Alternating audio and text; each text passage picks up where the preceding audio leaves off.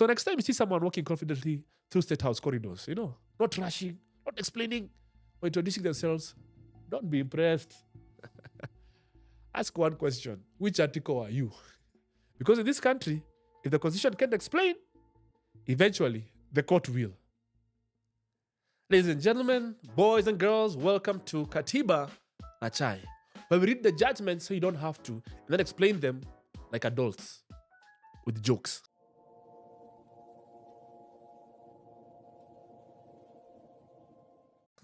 Now, there's a very specific work people develop when they're around the president. Not working for the president, no, around the president.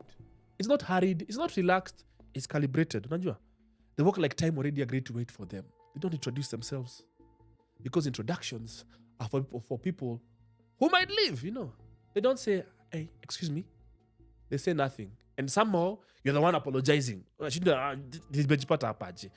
then, when you ask what they do, they give you an answer that sounds like it's written by a LinkedIn bio, written by a fog, I advise. On what?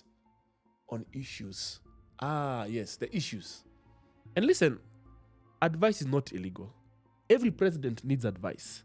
But at some point, advice starts wearing a suit, It's getting an office, it's hiring a driver, and suddenly, advice is no longer advice. It's power with plausible deniability, And that's why the Constitution clears its throat. Says, hi guys, we need to talk, This episode is that conversation. We are talking about the presidential advisors case that was decided in January 2026. Let me say this early, before Kenyan Twitter warms up. This case is not the court saying that these people are bad. Okay, make that very clear. It's the court saying the process of appointing them is bad. Because Kenya's biggest addiction is not even corruption, it's shortcuts. We skip interviews, we skip procurement, we skip public participation, and we are shocked when the Constitution trips us.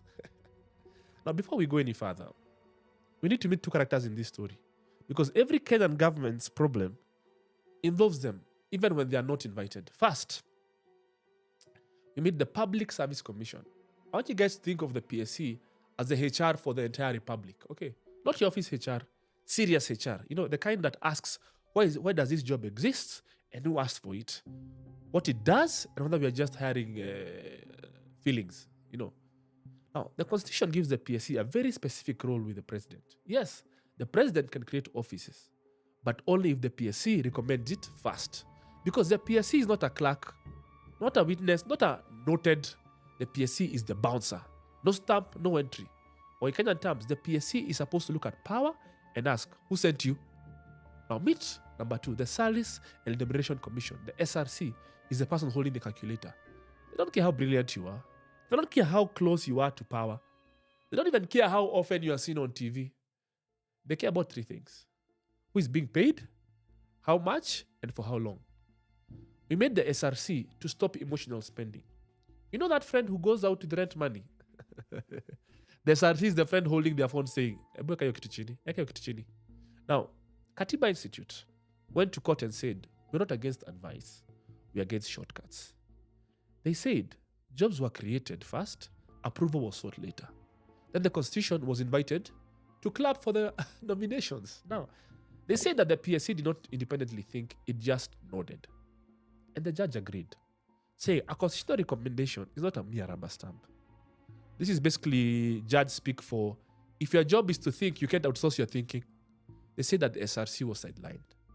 Say that these were senior officers, Senior officers, serious salaries, and public money. You can't price jobs without asking the person holding the calculator.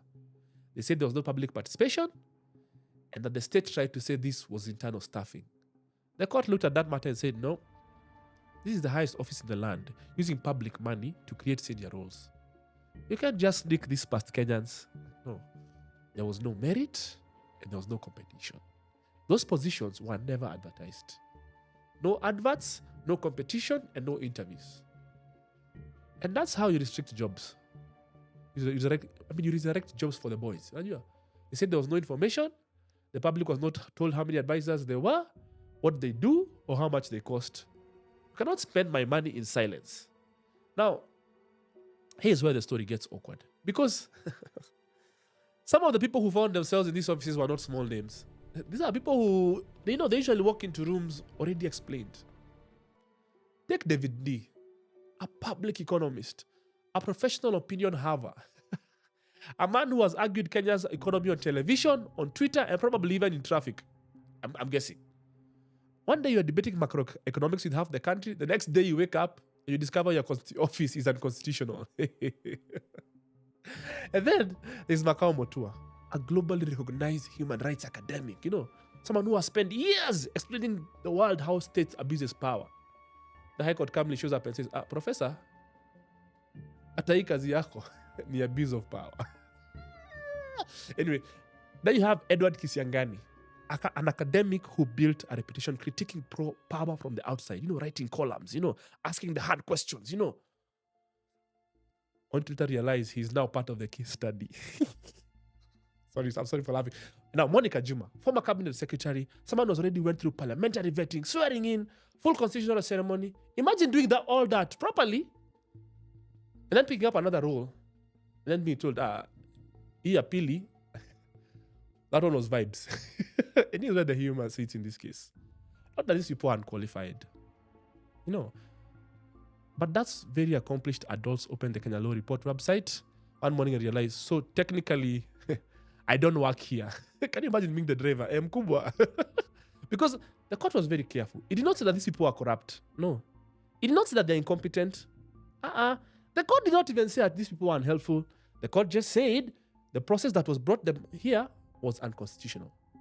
They just looked at the letters between State House and PSC. And then they noticed a pattern. State House sent the names first. Approvals came even faster. There was no minutes, there was no deliberations, there was no evidence of thinking. And the court said, this puts the cart before the horse. Because in Kenya, we don't create jobs because the job exists. We create jobs because the person exists. Okay, that's not governance. That's matchmaking. So the court concluded that the establishment of these offices styled as advisors to the president was unconstitutional and unlawful. Then here comes the legal bomb. Appointments were null and void ab initio, meaning from the beginning. Not paused, not suspended, erased. Payment stopped. Offices quashed. Salo ingiwa. Salo imemalizwa na judgment moja. And the quiet bombshell that the court ordered the PSC to audit all offices created in the executive offices of the president since 2010. Not just these ones. It means if you worked under Uhuru, under Kibaki, and after 2010, we are going to check if that job of yours was constitutional. It opened a filing cabinet. So what did we learn? The Constitution does not hate advisors. It hates surprises. You can advise the president. You just can do it like a WhatsApp group and then accidentally become a department. No. The PSC is supposed to check the work. The SRC is supposed to check the wallet. If both fail, the Constitution checks you. And the funniest part, advisors are gone. The offices are quashed. Payments are restrained. But one group remains undefeated. The lawyers. The court said costs, each person should bear them. So win or lose, appeal or no appeal, constitutional crisis or national dialogue, someone always gets billed. That's why lawyers never panic during governance drama. They just ask, ni mention, ni hearing, ni 3-judge bench. So next time you see someone walking confidently through State House corridors, not rushing, not explaining or introducing themselves, don't be impressed. Ask one question. Which article are you? Because in this country, if the Constitution can't explain, eventually the court will. That's been Katiba na Chai. Subscribe and share. And remember, read the judgment before the power reads you. Till next time, we'll see you on Katiba na Chai.